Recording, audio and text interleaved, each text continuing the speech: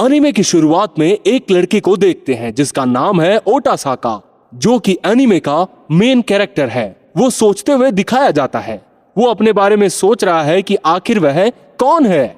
यहाँ पर हमें उसके बारे में पता चलता है वह अगर किसी भी आदमी के बारे में सोचे तो वह 5 सेकंड के लिए वह आदमी बन जाएगा जिसके बारे में उसने सोचा था, और 5 सेकंड के बाद वह अपनी बॉडी में वापस आ जाता है और धड़ाम से गिर जाता है, जिसकी वजह से उसको कई बार चोटें भी लगती है। लेकिन वो ज्यादातर अपनी इस पावर का इस्तेमाल अपने दुश्मनों पर करता है। वो उनकी बॉडी में जाता है और झगड़ा करवा देता है और फिर वापस से अपनी बॉडी में आ जाता है। अपनी इस पावर का यूज वो एग्जाम में करता है। वो टॉपर की बॉडी में चले जाता है और हर एग्जाम में टॉप करता है और उसका एक बढ़िया हाई स्कूल में एडमिशन हो जाता है। वहां के हर एग्जाम में भी वो टॉप कर लेता है। बीच बीच में हम देखते हैं कि एक कैमरा ओटोसाकी को शूट कर रहा होता है। स्टोरी में एक लड़की उसे डेट पे जाने का पूछती है, लेकिन वो मना कर देता है। यहाँ हमें पता चलता है कि ओटासाकी का क्रश हाई स्कूल की सबसे सुंदर लड़की यूमी है। फिर हम आगे देखते हैं कि वह यूमी को इम्प्रेस करने के लिए कई सारी चीजें करता है, जैसे कि उसको एक्सीडेंट से बचाना और उसे संभालना। यहाँ वह कामयाब भी हो जाता है और यूमी उसे डेट पर जाने का पूछती है। यहाँ पर ओटासाकी को यही चाहिए होता है और चले जाता है डेट पर। यहाँ हम आगे देखते हैं कि यूमी उससे इम्प्रेस हो गई है और अगले दिन भी उसको यूमी का मैसेज आता है घर एक साथ जाने के लिए। वो यहाँ पर काफी खुश हो जाता है। तभी हम आगे देखते हैं कि उसे स्टूडेंट काउंसिल में बुलाया जाता है, जहां पर उसके ऊपर चीटिंग का केस लगा होता है। उससे कहा जाता है कि तुम्हें वापस से पेपर देना होगा। अगर तुमने इस पेपर में अच्छा स्कोर नहीं किया तो तुम्हें स्कूल से निकाल दिया जाएगा।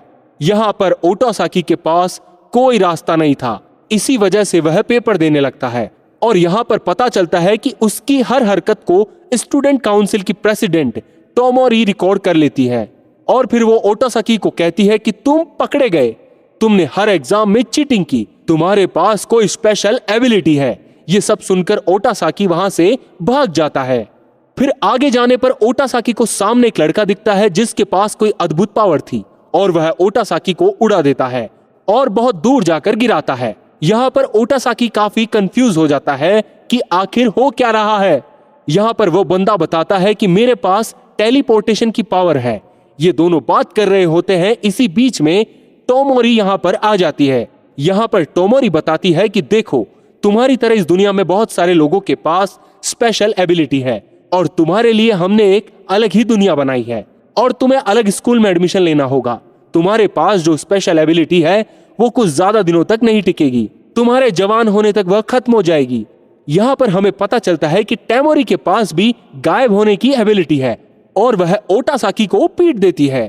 फिर ये दोनों ओटासाकी को अपना मिशन बताते हैं। उनका मिशन होता है जितने भी स्पेशल एबिलिटी वाले बच्चे हैं उनको समाज में खराब काम करने से रोकना होगा, जैसे इन दोनों ने ओटासाकी को रोका है। फिर ओटासाकी जब घर जाता है तब हम उसकी बहन को देखते हैं जिसका नाम होता है आयुमी। फिर हमें आगे ओटासाकी के बारे में पता चलता है कि उसकी मॉम का डाइवोर्स हो चुका है और उसकी मॉम ने ओटासाकी और उसकी बहन को उसके अंकल के भरोसे छोड़ दिया है, जिसकी वजह से ओटासाकी काफी नाराज है। फिर हम आगे देखते हैं कि ओटासाकी अलग स्कूल में एडमिशन ले लेता है। वह यूमी को भी यही बात बता देता है, लेकिन वह नहीं कहता कि उसके पास स्पेशल एबिलिटी है। फिर नेक्स्ट सीन में हम देखते हैं कि टोमोरी और वह लड़का जिसका नाम टाकोजा होता है वह ओटासाकी के पास जाते हैं उसकी हेल्प करने के लिए और वह काफी हेल्प कराते हैं। फिर हम अगले दिन का सीन देखते हैं जहां पर ओटासाकी हाई स्कूल जाता है, जहां उसे टोमोरी मिलती है। यहाँ पर ओटासाकी को पता चलता है कि उस स्कूल में अधिकतर लोगों के पास स्पेशल एबिलिटी है और कई लोगों में थोड़ी थोड़ी सुपर पावर आई है। यहाँ टोमोरी बताती है कि जिन लोगों के पास स्पेशल एबिलिटीज है उन्हें संभाल के रखना पड़ता है, नहीं तो अगर किसी और को पता चल गया तो वह लोग उन्हें रिसर्च के नाम पर मार डालेंगे।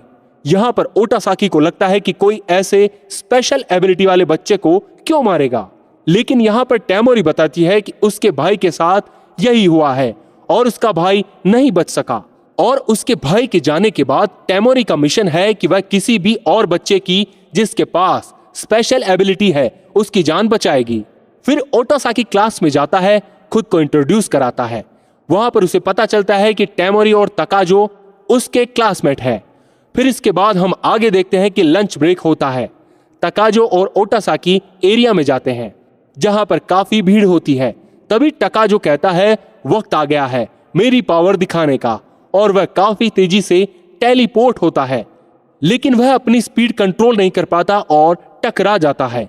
उसको चोट भी लगती है, लेकिन उसने सैंडविच ले लिए होते हैं। ओटासाकी को उसकी एबिलिटी घटिया लगती है। यहां पर ओटासाकी टेमोरी को देखता है जो कि बिल्कुल अकेली है। वो पूछता है कि आखिर टेमोरी अकेली क्यों बैठी है, जबकि वह तो स्टूडेंट प्रेसिडेंट है, उसकी तो कई सारी दोस्त होनी चाहिए। तकाजो बताता है कि उसके पास जो एबिलिटी है उसमें खराब बात यह है कि अगर वह किसी पर यूज करना चाहे तो वह सिर्फ उस आदमी को ही नहीं दिखेगी, लेकिन बल्कि सारे आदमी देख पाएंगे। इसी की वजह से जब टेमोरी किसी को मारती है तो बाकी सारे लोग उसे देख लेते हैं और सब लोग उसे बुरा समझते हैं। इसी की वजह से उसका कोई दोस्त नहीं है। तभी टेमोरी वहां पर आ जाती है और कहती है चलो स्टूडेंट काउंसिल रूम में। वहां पर एक काफी अजीब सा बंदा आता है जो कि गीला होता है। वह वहां रखे मैप पर अपनी उंगली की मदद से एक पानी की बूंद गिराता है। यह दरअसल वो बंदा होता है जो कि स्पेशल एबिलिटी वाले बच्चे को ढूंढने में मदद कर रहा होता है। यहाँ पर तीनों मैप में दी गई जगह पहुंच जाते हैं उस बच्चे को बचाने के लिए। यहाँ पर वो लोग काफी पूछताछ के बाद एक बंदे को पकड़ लेते हैं। यहाँ पर उस बंदे के बैग से एक तस्वीर मिलती है, जिस तस्वीर में एक लड़की होती है जो कि बिना कपड़ों के होती है। यहाँ पर वो बंदा बताता है कि उसने ये तस्वीर खरीदी है उड़ो से। फिर ये लोग पहुंच जाते हैं उड़ो के पास। यहाँ हमें पता चलता है कि उड़ो आर्चरी क्लब का कैप्टन है। यहाँ पर हमें उसकी एबिलिटी पता चलती है। उसके पास एबिलिटी है कि वह किसी की भी बिना कपड़ों के फोटो खींच सकता है। यहाँ पर टेमोरी उसे घेर लेती है और कहती है कि अगर तुमने नहीं माना कि तुम्हारे पास ऐसी एबिलिटी है तो मैं तुम्हारी बनाई हुई वीडियो जिसमें तुम्हारी सारी की सारी तस्वीरें इंक्लूड है वह मैं प्रिंसिपल को बता दूंगी और उन सारी लड़कियों को भी। यहाँ पर आखिर में कोई रास्ता ना पाने के बाद उड़ो अभी सरेंडर कर देता है। फिर यहाँ पर हम अगले दिन का सीन देखते हैं जहाँ पर ओटासाकी ये जानना चाहता है कि आखिर टेमोरी के भाई के साथ क्या हुआ।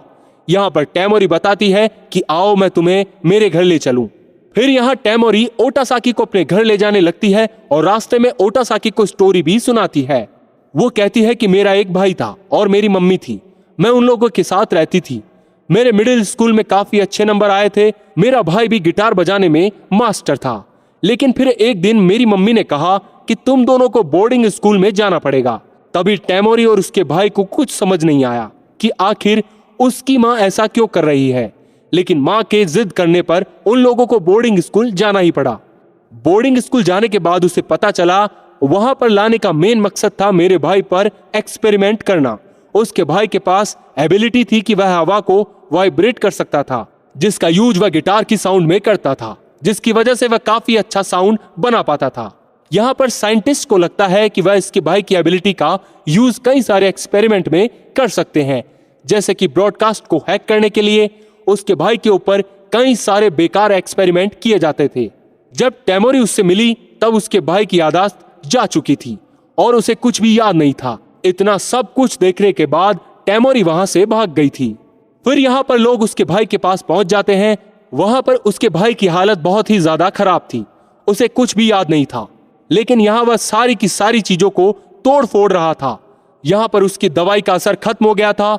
यहाँ पर हम देखते हैं कि टेमोरी के भाई की हालत देखकर ओटासाकी को बहुत ही बुरा लगता है और उसे टेमोरी पर दया आती है और अब से वह डिसाइड करता है कि वह अपना बिहेवियर थोड़ा सुधारेगा टेमोरी के लिए और सबकी हेल्प करेगा ऐसे स्पेशल बच्चों को बचाने के लिए।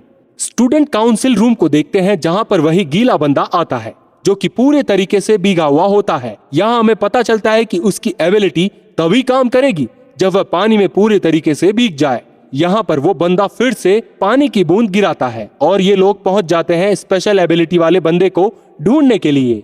यहाँ पर जिसके पास एबिलिटी है उसका नाम है यूसा। यहाँ पर टेमोरी उसके पास जाती है और उससे कहती है क्या तुम्हें कभी ऐसा लगता है कि तुम अचानक से कहीं और पहुंच गई, या फिर तुम जब सोती हो फिर सुबह कहीं और उठती हो। यहाँ पर यूसा कहती है हाँ कभी कभी ऐसा होता है। डॉक्टर ने मुझे कहा है कि हो सकता है कि मुझे नींद में चलने की आदत हो। यहाँ पर टेमोरी ओटासाकी और टाकोजा को बताती है कि यूसा के पास एक डिफरेंट टाइप की एबिलिटी है। वह किसी भी मरे हुए इंसान को अपनी बॉडी के अंदर ले सकती है। थोड़ी देर में हम देखते हैं कि यूसा की बॉडी के अंदर उसकी मरी हुई बहन मीसा की आत्मा आ जाती है और वह काफी गुस्सेल हो जाती है।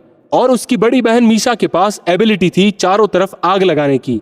यहाँ पर यूसा की बॉडी में आई हुई उसकी आत्मा भी यही करती है और वह आग लगा देती है। यहाँ पर टेमोरी ये सब कुछ रिकॉर्ड कर रही होती है। फिर यहाँ पर आगे यूसा को समझाने के बाद वह यूसा को स्कूल में लाने के लिए मना लेती है। फिर यहाँ पर जब ओटासाकी घर पर जाता है तब उसकी बहन यूसा का शो देख रही होती है। यहाँ पर ओटासाकी उसे बताता है कि वह आज यूसा से मिला था और कल वह मेरे स्कूल में आएगी।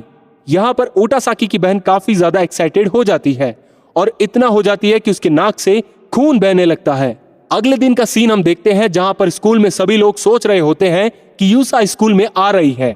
सारे लड़के काफी ज्यादा ही एक्साइटेड होते हैं क्योंकि यूसा काफी बड़ी स्टार थी और सुंदर भी। जैसे ही वहां पर यूसा आती है तो सभी लोग काफी ज्यादा उछल कूद करने लगते हैं। यूसा अपना इंट्रोडक्शन देती है। थोड़ी देर बाद लंच ब्रेक होता है। तभी वहां पर टेमोरी आती है और ओटासाकी और टाकोजा के साथ यूसा को भी स्टूडेंट काउंसिल रूम में आने को कहती है। और वही होता है जो अभी तक होता आया है। यहाँ पर वही गीला बंदा आता है जो कि पूरे तरीके से भीगा हुआ होता है, जिसे देखकर यूसा काफी डर जाती है। यहाँ पर वह गीला बंदा आकर मैप के अंदर वही पानी की बूंद गिराता है। इस बार टेमोरी को शायद पता था कि मैप पर उस जगह पर कौन है। वो एक वीडियो दिखाती है जिसके अंदर एक बंदा होता है जो कि काफी अच्छी पिचिंग करता है। उसे पिचिंग करना नहीं आता था, लेकिन वह उसकी एबिलिटी की वजह से हर बार बहुत ही अच्छी बॉल डालता था।